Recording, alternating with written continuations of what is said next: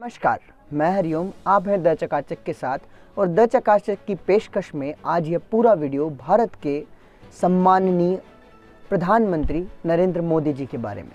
आप उनकी वाक क्षमता के बारे में तो जानते ही होंगे कि जब वो बोलते हैं तो जैसा कृष्ण भगवान बोलते थे और बंसरी बजती थी और लोग बह उठते थे ना, कुछ वैसे ही स्वभाव हैं आज भी कि जब वो बोलना स्टार्ट करते हैं तो इतनी चतुरता से बोलते हैं कि कोई पक्ष छूटता भी नहीं और किसी की बात अधूरी भी नहीं रहती। काम जो चाहे वो करे। मैं उनके काम के बारे में नहीं बता रहा हूँ, मैं उनकी वाक क्षमता की बात कर रहा हूँ।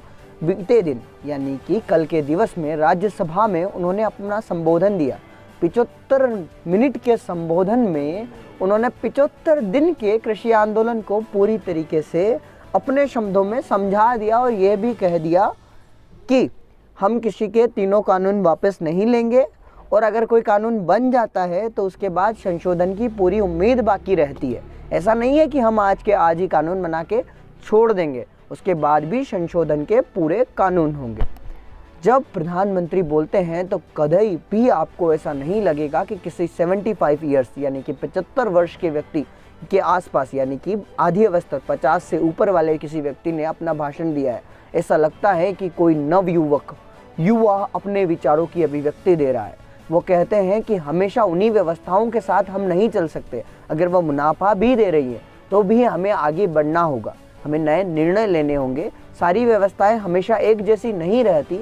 हमने लॉकडाउन जैसे बुरे समय में भी हमारे देश के किसानों ने अच्छा उत्पादन दिया है, लेकिन हमें इससे आगे बढ़ना है। उन्होंने इसके बारे में भारत के पूर्व प्रधानमंत्री मनमोहन सिंह का एक बयान पढ़ा और उसके बारे में बताया कि मनमोहन सिंह जी भी ऐसा ही कुछ चाहते थे और आप लोगों को गर्व होना चाहिए कि जो मनमोहन सिंह जी ने कहा था वो मोदी को करना पड़ रहा है। और उन्होंने इसके साथ ये भी कहा कि जब कोई नया काम शुरू करते हैं या कुछ अच्छा काम करना शुरू किया जाता है तो किसी न किसी को तो अड़चन होती ही है। आप ऐसा समझ लीजिए, उन्होंने एक उदाहरण से भी कहा कि जब घर में शादी होती है तो कहाँ सारे चाचा फूफा मानते हैं, कुछ कोई तो मुँह फुलाकर बैठते ही हैं। उन्होंने कहा कि मोदी के नाम से सारे पापों की सारी गठरी मोदी के नाम से बंटने दो। लोग मेरी बुराई करते हैं, करने दो, लेकिन आप अच्छे निर्णय के साथ चलो।